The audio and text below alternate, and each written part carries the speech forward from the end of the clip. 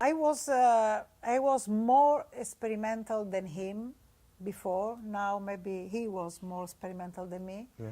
But yes, you were very Sort of closed-minded about things. yes. Yeah. How you use color when you print. Yes, I can use color. She was breaking all the No. rules and was very No, upsetting. do you know And now what it's it- the opposite. Oh, I break all the rules, but says her. during the time we collaborated for different art shows in Italy, of course, until 5 years ago when we fell in love, and before we were friends, and after we became Intimate. yes. Yeah, yeah. And we got married, and so we fused our lives. It's not working out as effectively as when we were friends. It's not doing as good. So we're in the process of dissolving back to friends, mapping away from being a couple into being No, friends. we can come back to fight. Yeah, now we can start fighting again. Yes, you know, the interesting thing was to try to live and to share not only the professional friendship, but only the quotidian. Everyday life was not easy, of course, but we have two children too. It's just we have to find a new formula, a new alchemy for getting it to work, you know, as things progress. Yeah, I think that we will continue to collaborate. Yeah, yeah. I write about the arts primarily for specialized magazines. At one time I did write for national and international papers in Italy. I also started being a curator, and I ran a project space here at the brewery for 10 years. It was called At the Brewery Project. And I started both of those things basically because I wanted to show parts of the art world that I was interested in that the mainstream press or the specialized press could not cover. I'm a perennial outsider, as I'm a military brat, so I always had to figure out how to make things work wherever I went. And one of the things that I learned is you can do things on your own. If you don't act like you're famous or important or the center of attention, people don't mind. And so that's why I started doing those other projects. So I generally work on smaller scale sculptures, and a lot of my work is drawings. And I did installation art for a long time, and the general size for my installations were like 20 feet by 25 feet by 12 feet. And I still keep doing that work in view of the fact that there's opportunities. And I continue, luckily, to get opportunities to exhibit in large-scale sites. I've been asked to exhibit in spaces that are specific to installation art. Yeah, no, I use almost everything except I probably don't use much stone. All the metals, the gamut that runs from brass, bronze, straight through to steel and aluminum. I use woods, I use glass, I use cast resins. But my material bandwidth is pretty wide. I like a large variety of materials. If you'd asked me when I was a teenager if I thought the arts was a place that I'd end up, I would have probably just laughed at you profusely. Over time, though, it's turned out to be a place that I'm very interested in. Culture in general, visual arts specifically. I am like an insect. Do you know the insect that go around and keep storage in own cave?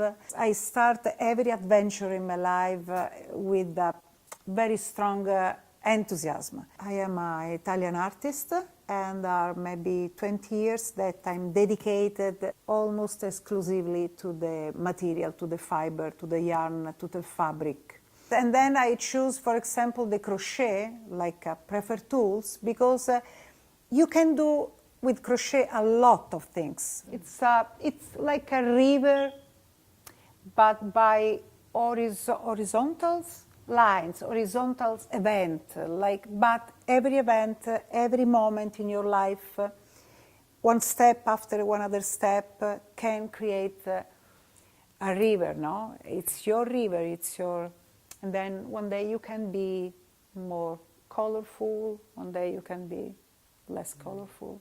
One very, very important source of my artwork is the nature.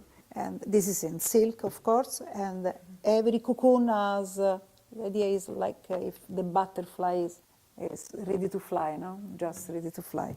Na, na, na, na,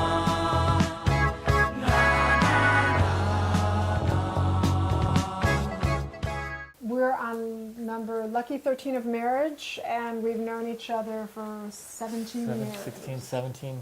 Mary was working at a pharmacy, and I was in a band, and the guitar player worked at the pharmacy with Mary, and so we were in there all the time, and started seeing each other after that. He was actually looking for a job, and I had a a temporary part-time job at a gallery that needed assistance for the summer. So that's what got us to talk and actually know one another, get together, and find out that we had a lot in common and we liked each other very much. She got into grad school at Cranbrook in Detroit, and so Dragged him back up to the cold weather for another 2 years. awful.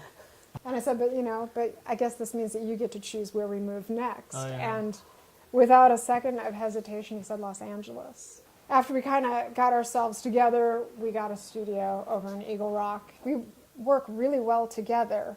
We just don't collaborate. Yeah, like on in the studio, I think things. when we're both in the studio at the same time working on something, things go really well. We're always bouncing ideas back and forth. Hey, come here, check this out. What do you think? And then, hey, help me carry this. Help me build this. Hold this while I hit it with a hammer. The first time I came in contact with clay, I was at my grandpa's house. He was babysitting me, and he was digging in the garden, and he got a lump of clay, and he gave it to me and said, here, you can play with this, it's clay. And I made like this little tea set, little cups and little saucers. And I remember like my mom came to pick me up, and my grandpa showed her what I did, and she was kind of like, wow, that was really neat.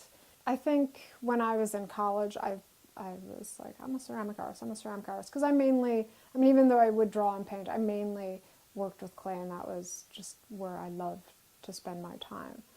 Throughout the years, bouncing back and forth between doing things, I just kind of realized that I'm an artist. It's not that I sculpt, it's not that I draw, it's not that I paint. I just want to always have that opportunity to do whatever it is that comes to mind. I try to surround myself with the things that keep me working and inspired. As you're growing up, you kind of always wonder, when is it that I am an artist? When is it that I'm doing what I'm supposed to be doing? And just by plugging away, always doing it, I kind of one day stepped back and realized, this is it. This is it. I'm there. I'm doing what I want to do. I can't ever remember not being fascinated with art and drawing. It was just kind of always the plan. That's what I want to do with my life. It was never, I don't ever remember any other options on the table, anything. That was it. That's what I wanted to do. I usually have a few pieces going at the same time. So I'll have a few boards up on the wall. It's always graphite. It's always been graphite.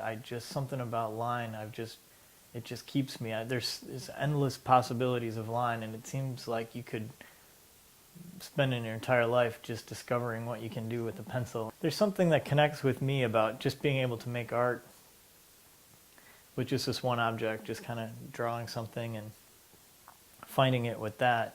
With the pencil, you can just barely be touching the surface and just ever so slightly touching, and then you can come over here and just full on attack and drag it across, and your arm is sore after, and you get the mark with the dot at the end of it when you hit it, when the graphite hits the board, and then you drag it over, and you get those neat marks where it bounces off because you're taking a big swing at it and you hit it and it goes boom, boom, boom, boom, boom, boom, and you get that kind of mark. And I got some gesso lines and how it kind of goes over the top of the gesso, and you can see the direction this way, and the line sort of splits over the top of that grain that's happening in the gesso.